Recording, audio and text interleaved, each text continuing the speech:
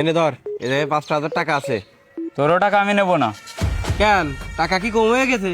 যদি কম হয়ে যায় আমারে ক, আর 2,000 টাকা বাড়াই দিচ্ছি। 2,000 কেন? তুই যদি তোর হাতের ওই সব টাকা আমারে দিয়ে দিস তাও তোর ওই টাকা আমি নেবো না।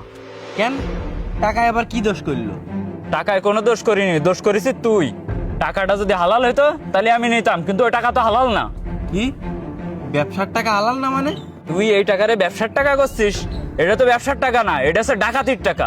তুই তো মানুষের সাথে ব্যবসা করিস না, তুই ডাকাতি করিস। ডাকাতি মানে? তুই আমারে ব্যবসা শিখাতে আসবি না?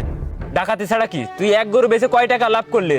তুই তোর ওই লোকের কাছ থেকে 30,000 টাকা জায়গায় বসে পড়ে খাই ফেললি, তারপরেও তো তুই শান্ত হলি না। তুই এই জায়গায় এসে আবার এই সাধারণ লোকটার কাছ থেকে 5,000 টাকা ধান্দা মেরে খালি। তাই ব্যবসাটা ডাকাতির ব্যবসা ছাড়া কি কব?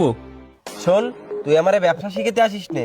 এই লাইনে আমি 10 বছর কি করে ব্যবসা করতে হয় সেটা আমার ভালো করেই জানা আছে। তুই তোরও ডাকাতিরে ব্যবসা করে ব্যবসারে অপমান করিস না। ব্যবসা করতে গেলি ওইটুকু একটু আড্ডু করতে হয়, নাহলে পেট চলে না। আমার ওই রকম তোর মতো পেট চালানোর দরকার নেই, দরকার হয় সারা জীবন না খায় থাকবো, তাও তোর মতো এরকম মানুষ ঠকাবো না। আর তুই যে টাকারে হালাল বলতেছিস, ওই টাকা কোনোদিনও হালাল না, কারণ তুই তোর ব্যবসার টাকা নিসনি। ওই টাকাটা তুই একজন গরিবের হক মেরে নিয়ে আইছিস।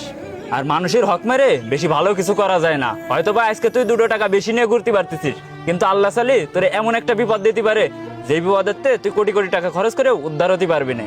তাই করছি তোরে হারাম ইনকাম বাদ দে। একটা জিনিস মনে রাখ, হারামের টাকা দিয়ে কোনো সময় আরাম করা যায় না। শুধুমাত্র কুরবানির হাট নয়, যে কোনো বিষয়ে দালাল হতে দূরে থাকুন, কারণ দালাল সবসময় নিজের স্বার্থ উদ্ধারেরই চেষ্টা করে। সে কখনো এইটা দেখার চেষ্টা করবে না যে আপনি একজন ধনী ব্যক্তি নাকি একজন গরিব, নাকি বিপদে পড়ে আপনার গরুটিকে বিক্রি করছেন। তার সম্পর্ক শুধু টাকার সাথে। তাই যে কোনো ক্ষেত্রে দালাল হতে সর্বদাই আপনি দূরে থাকুন।